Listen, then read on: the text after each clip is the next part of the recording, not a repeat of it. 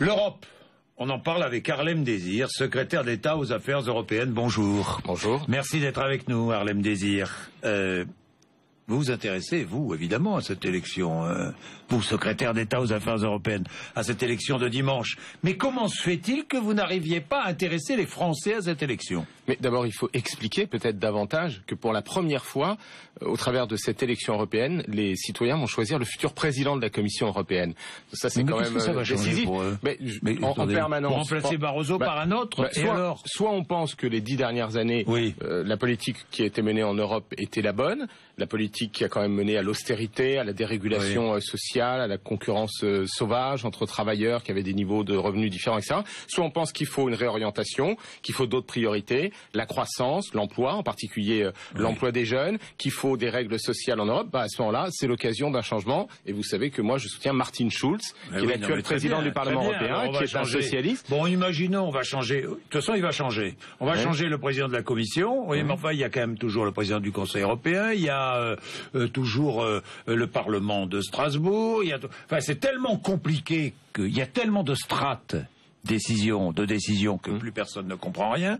Est-ce que vous êtes favorable à un président pour l'Europe? Mais le président pour l'Europe, en réalité, c'est le président de la Commission européenne. Bien entendu, vous avez raison, il doit travailler avec les chefs d'État et de gouvernement qui ont eux-mêmes un président qui coordonne les travaux du Conseil européen. Il doit travailler avec le président du Parlement européen. Mais celui qui a le pouvoir de dire « je propose une directive ». Par exemple, nous nous sommes battus pour qu'il y ait cette directive sur les travailleurs détachés. C'est-à-dire qu'on arrête d'avoir une espèce de concurrence sauvage. Mais M. Barroso a freiné pendant des mois et même des années. Il a fallu que François Hollande mette tout son poids pour qu'on réussisse à rassembler une majorité de pays et que, effectivement, il y ait cette proposition de révision de directive. Maintenant, elle va venir devant le Parlement européen pour s'assurer que quand un travailleur vient d'un autre pays pour travailler en France, il est bien payé au salaire français.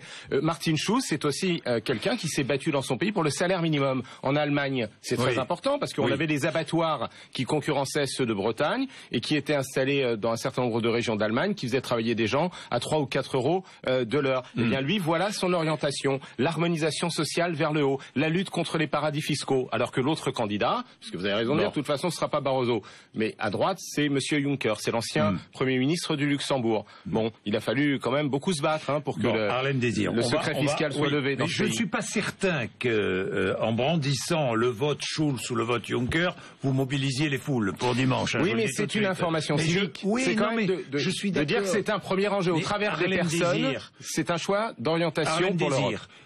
Que pense le citoyen aujourd'hui? Vous allez me dire si je me trompe ou pas. Il est là, il regarde le paysage politique français, puisqu'on est quand même en France, même si on vote pour l'Europe. Il est français, il voit quoi? Il voit le PS et l'UMP avec des propositions assez semblables. Il voit quoi? Des partis qui disent non à l'Europe. Le Front National qui est catégorique et le Front de Gauche qui est presque catégorique. Il voit l'UMP qui dit « Ah ben non, vous n'allez pas voter pour l'Europe, dimanche vous allez voter oui ou non à François Hollande ». Il voit le PS qui est partagé. Le PS qui est partagé entre ceux qui parlent, qui disent « Ah oui, le déficit, les 3%, on se moque de ce que pense Bruxelles » et d'autres qui disent « Ah si, les 3% c'est important ». Comment voulez-vous que le citoyen français s'y retrouve? Bon, d'abord, il y a un premier choix, c'est est-ce qu'on veut faire avancer l'Europe ou est-ce qu'on veut bloquer et détruire l'Europe? Il y a des forces populistes, nationalistes, qui sont en train de s'allier un petit peu partout en Europe. Il y a le Front National en France, il y a Aube Dorée qui sont des néo-nazis. Et le Front de Gauche aussi, vous les mettez dans le même sac? Non, je vous parle des nationalistes d'extrême droite, parce que ça existe. Aube Dorée sont des néo-nazis en Grèce. Il y a un certain nombre de gens qui sont héritiers de ce même courant en Autriche, qui s'appelle le FPO. Il y en a aussi au Danemark. Eux, ils veulent rentrer en force au Parlement européen. Pourquoi?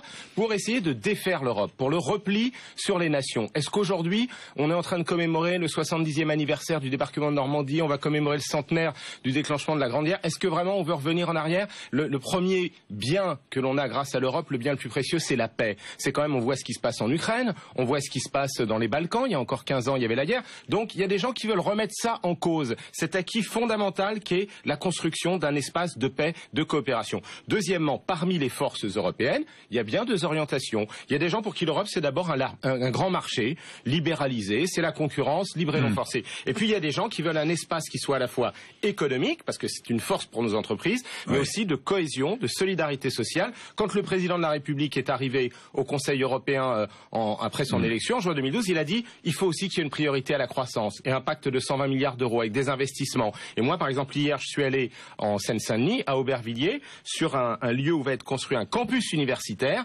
grâce à l'aide de la Banque européenne d'investissement. Ça, c'est une conséquence du pacte de François Hollande. Je suis allé dans une mission locale où il y a des jeunes qui bénéficient de ce qu'on appelle la garantie jeunesse. C'est un programme que François Hollande a proposé, que Martin Schulz a soutenu. Oui, mais si je vous ai dit, François Hollande a tout fait. Non, mais il a fait beaucoup depuis 2 ans, parce que quand il est arrivé... pas à 18% s'il avait tout fait. Quand il est arrivé, dans les sondages, l'euro était encore au bord de l'explosion. C'est vrai que ça se sait pas beaucoup, ce qui se passe parfois au niveau européen, parce que ça se passe à Bruxelles. L'euro, il y avait la Grèce qui était sur le point de sortir. Eh bien aujourd'hui, heureusement, on parle plus de ça. Oui, la Grèce était sur le point de quitter l'euro. L'Espagne, on savait pas si elle allait y rester. On a fait adopter, c'est François Hollande qui a fait ça, l'union bancaire. On a fait adopter un certain nombre de mesures de supervision des banques, un fonds de résolution. Aujourd'hui, on peut s'occuper de la croissance. Et c'est bien la priorité.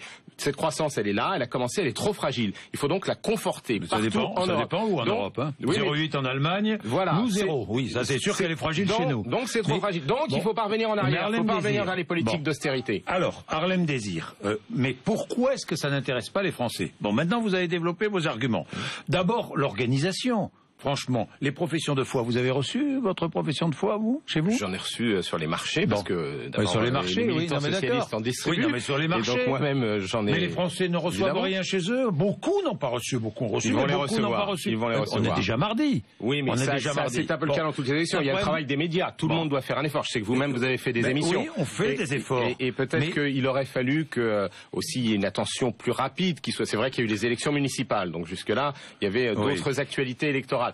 Mais c'est vrai que il y a un paradoxe, vous avez raison. Jamais le Parlement européen n'a eu autant de pouvoir. Le Parlement européen, il vote sur tout ce qui nous concerne, l'air qu'on respire, l'eau qu'on boit, pourquoi pas le vote obligatoire des agriculteurs. Pourquoi pas le vote obligatoire pour Ça existe dans certains pays, comme en Belgique, on ne va pas le rendre obligatoire juste pour les élections européennes.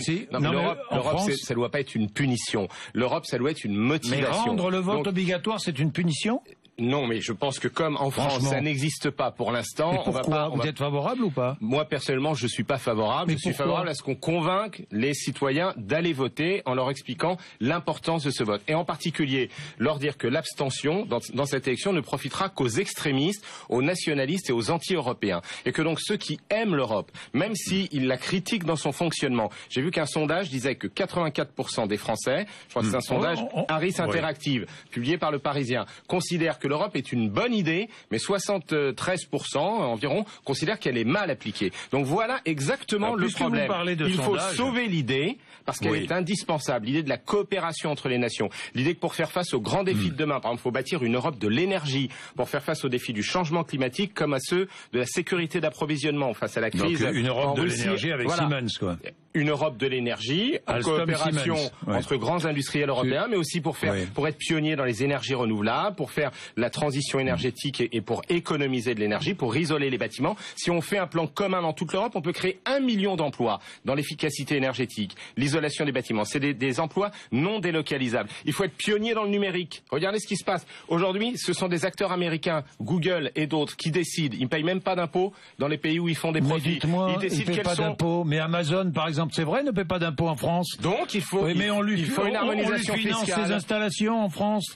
Monsieur Montebourg le premier, Harlem Désir. Et donc il faut qu'il y ait des règles fiscales communes en Europe. On lui donne de l'argent public et il ne paie pas d'impôts chez nous. Je crois qu'Amazon paye quand même des impôts chez nous. Très peu. Mais vous avez raison de dire que ces multinationales font des montages financiers où elles rapatrient leurs bénéfices, par exemple en Irlande, parce que le taux d'impôt sur les sociétés est d'environ 16%, alors qu'en France, en Allemagne, il est aux alentours de 30%. Donc, ça veut dire qu'il faut une harmonisation fiscale. Ça fait partie des propositions très concrètes de Martin Schulz. Donc avoir demain un président progressiste de la Commission, avoir une majorité qui soit d'orientation progressiste, ça aidera la France pour mener ses politiques de soutien à l'emploi, à la croissance et d'harmonisation fiscale et sociale. Est-ce que vous pensez que ce qui s'est passé à votre propos donne envie d'aller voter aux européennes?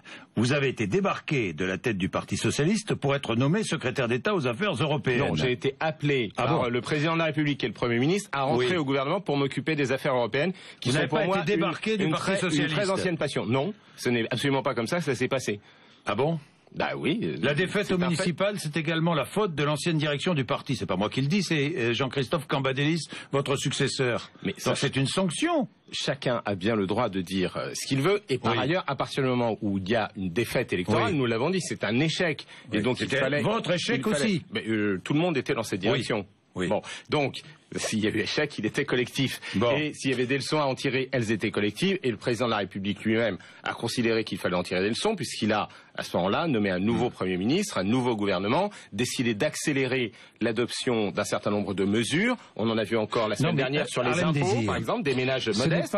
Ce n'est pas votre travail qui est en cause, c'est l'image que ça donne. Vous venez d'essuyer un échec.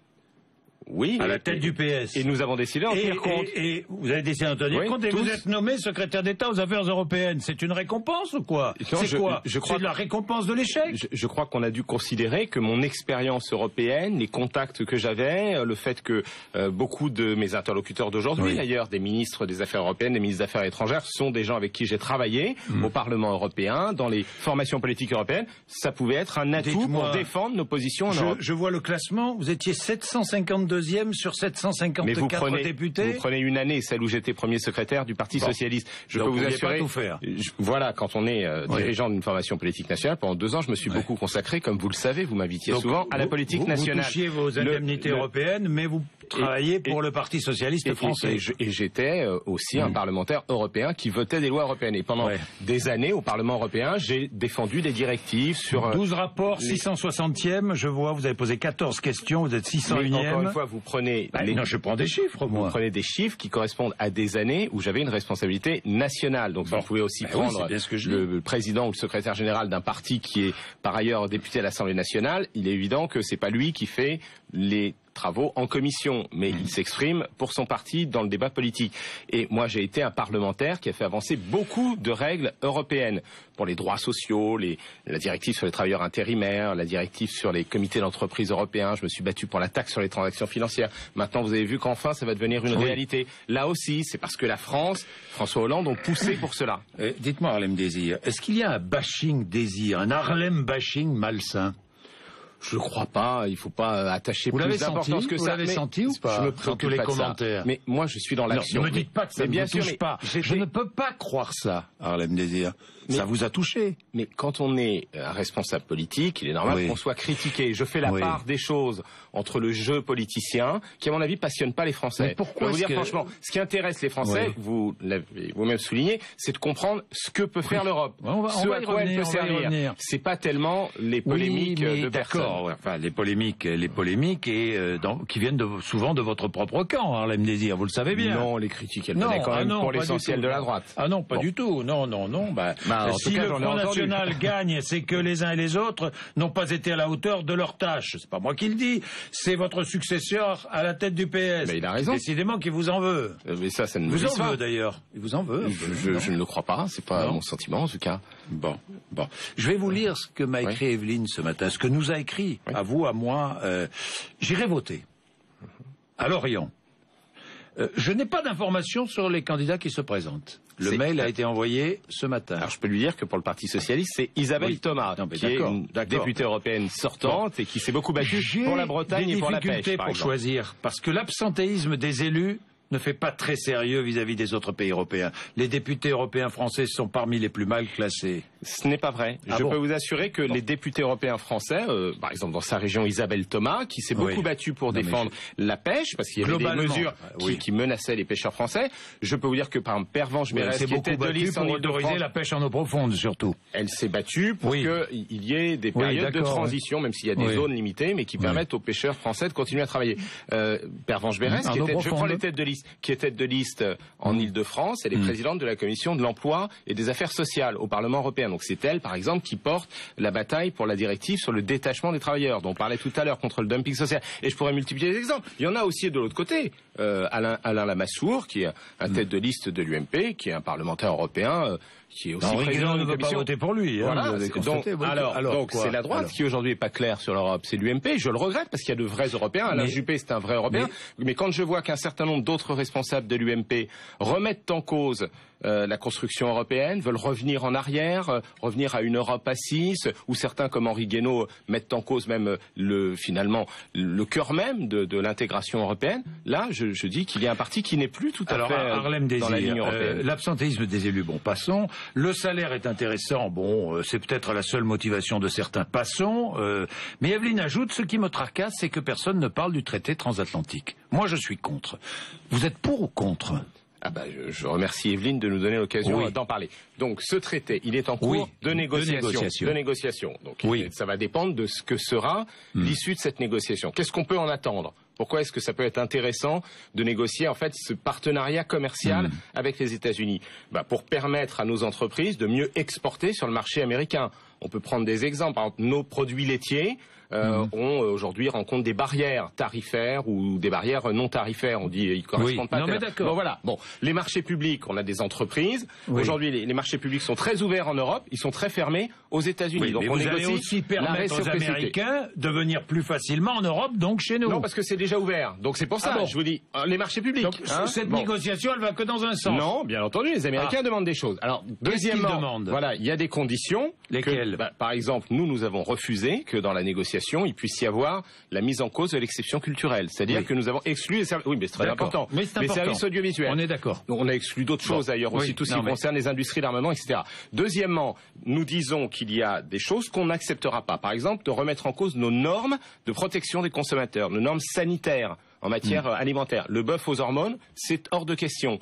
Nous n'accepterons pas non plus le poulet chloré, le fameux poulet nettoyé à l'eau de Javel aux États-Unis. Si les Américains veulent nous imposer ces normes-là, on l'acceptera pas. Nous quittons la négociation, nous abandonnons cette négociation. Non, nous disons dans la négociation que nous l'accepterons. Parce que je voudrais préciser, ce traité, il sera ratifié ou pas par le Parlement français. Mais il sera ratifié par les parlements des 28 États membres, plus par le Parlement européen. Oui. Juste de l'autre côté par le Congrès des États-Unis. Donc, de toute façon, personne ne pourra nous imposer de mettre dans cet accord commercial des choses dont nous ne voulons pas. Il en va de même pour, par exemple, pour le règlement des conflits. On dit qu'il pourrait y avoir un système... Des entreprises multinationales américaines pourront poursuivre les États européens qui... Nous n'accepterons pas. Vous n'accepterez pas cela ? Nous défendrons le fait que la réglementation européenne, dans tous les domaines, dans les services publics, dans le domaine, je vous parlais de l'agriculture, relève des instances européennes. Jamais vos refus. Non, mais ça ne veut pas dire...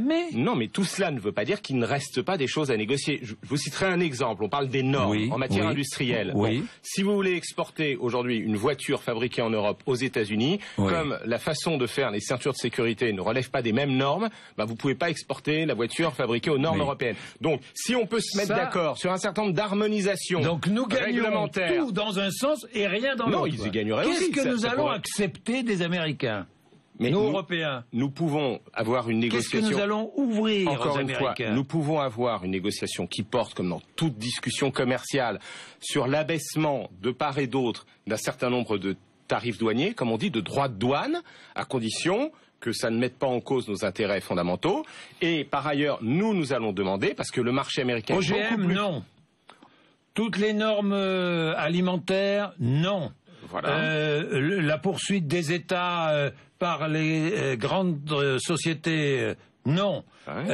Dites-moi, on dit non à tout, alors aux Américains. Vous croyez qu'ils vont accepter ? On ne dit pas non à tout, encore une fois, je vous dis... On dit oui à quoi ? Mais je vous ai cité un exemple dans le secteur automobile, de normes qui permettraient d'échanger plus facilement, de vendre plus facilement nos produits, de part et d'autre. Et il y a des tas d'autres domaines. Par exemple, nous voulons protéger nos indications géographiques.